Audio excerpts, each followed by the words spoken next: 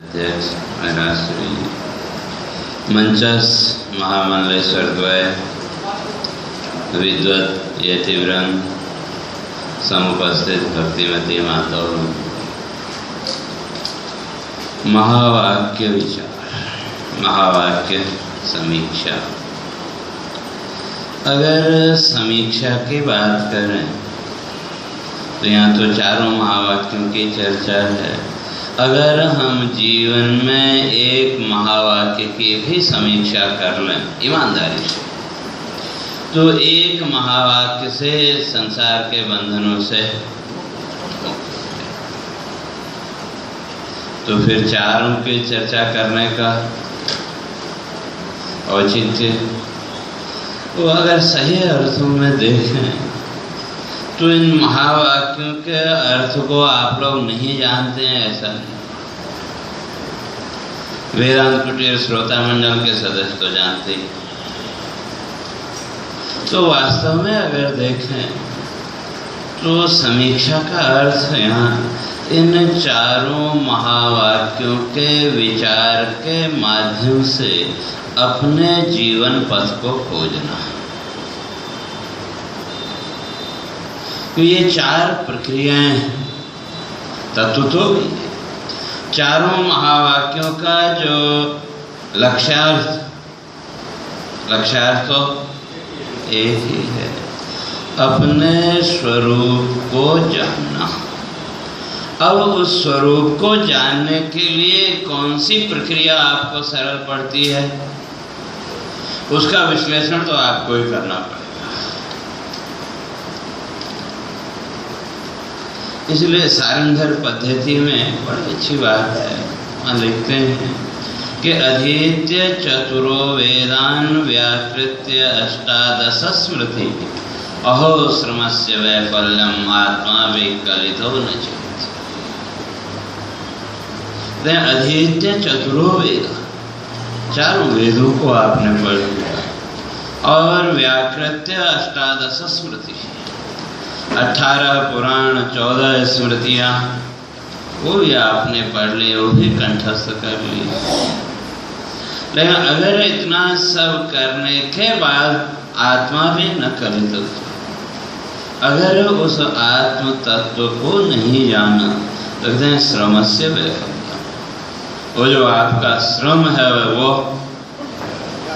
इस जीवन के लिए तो व्यर्थ हो, पूरी तरह व्यर्थ हो गया ऐसा नहीं, क्योंकि जो साधना आपने यहाँ की आगे काम आएगी, लेकिन इस जीवन के लिए तो व्यर्थ हो गया। तो कहने का अर्थ कि जितने भी हमारे शास्त्र हैं, अगर महावाक्यों की भी हम अगर बात करें तो उनका भी लक्ष्यार्थ वही है कि आपको अपने स्वरूप तक पहुँचाना।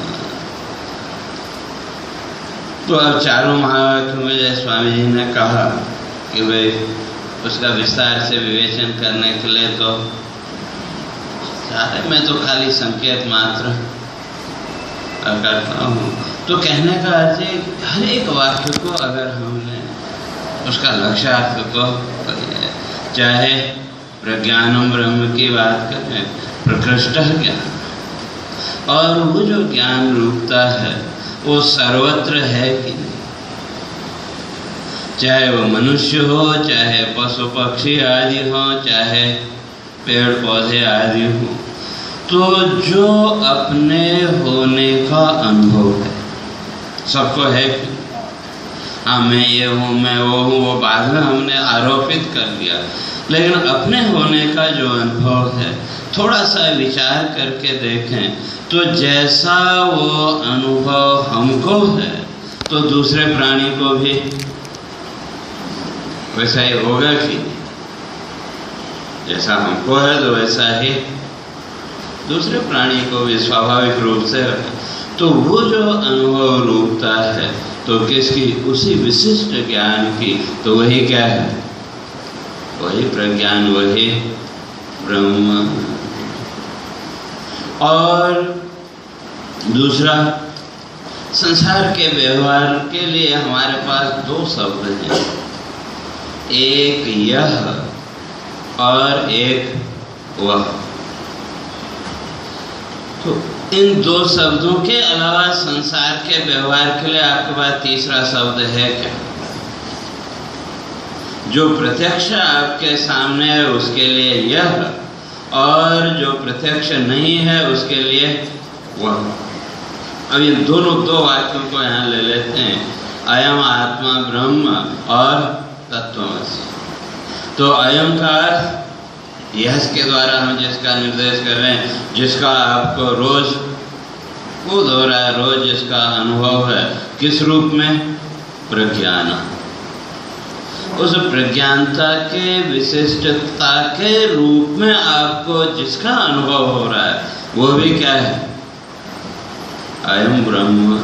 वो क्या आत्मा, वो भी क्या है? और उस अनुभव रूपता का आधार अपना अनुभव तो हो रहा है, लेकिन उसका जो आधार है वो भी प्रत्यक्ष नहीं है। तो इसलिए उसके लिए तत्पदवाच्य तो उसके एकदम स्पष्ट अभी नहीं हुआ, तो वो भी क्या है? वो भी ब्रह्म। तो कहने का अर्थ प्रज्ञान रूप से, चेतना रूप से जो तत्व प्रत्यक्ष जिसकी अनुभूति हो रही है, मैं के रूप में, आत्मा के रूप में, वो भी ब्रह्म। और जिसकी अभी आपको प्रत्यक्ष रूप से अनुभूति नहीं हुई, लेकिन उसके अस्तित्व को आप स्वीकार कर रहे हैं, किसके द्वारा? तत्पद के द्वारा कि कुछ है, वह है, तो वह भी क्या है? वह भी ब्रह्म। जिस दिन ये दोनों बोध स्पष्ट हो जाएंगे उस दिन अहम ब्रह्मास्मि। क्योंकि अभी तो अपने को अलग किया, प्रकाश रूप से प्रत्यक्ष जिसका हो रहा है, हमको मैं रूप से हम मैं को अलग करते हैं कि बोध तो हो रहा है, मैं का बोध तो है, लेकिन उसको हमने अलग किया। और तत्पदवाच्य जो ब्रह्म तत्व है उसको अलग किया। लेकिन जिस दिन इन दोनों पदों का बोध हुआ, किस रूप में? प्रज्ञान। उस प्रज्ञान रूप में, विशिष्ट ज्ञान रूपता में कि भाई वो अयम आत्मा जिसको हम अहम कह रहे हैं वो भी वही ब्रह्म, और तत्पद के द्वारा जिसको निर्देश कर रहे हैं वो भी ब्रह्म। तो कहाँ पहुँच गए? अहम ब्रह्मास्मि। तो मैं ही वो तत्व हूँ। उस अहम पद की स्थिति में पहुँच जाएंगे। और अहम का अर्थ मैं नहीं, न अन्यते। एक छोटी सी बात करके मैं पूरा करता हूँ, ज़्यादा समय नहीं लूँगा। तो संसार का जितना भी व्यवहार है शब्द के बिना संभव है क्या? शब्द के बिना संभव नहीं। और हमारी जो वर्णमाला है उस वर्णमाला का पहला अक्षर और अंतिम अक्षर ह, और अहम शब्द की व्युत्पत्ति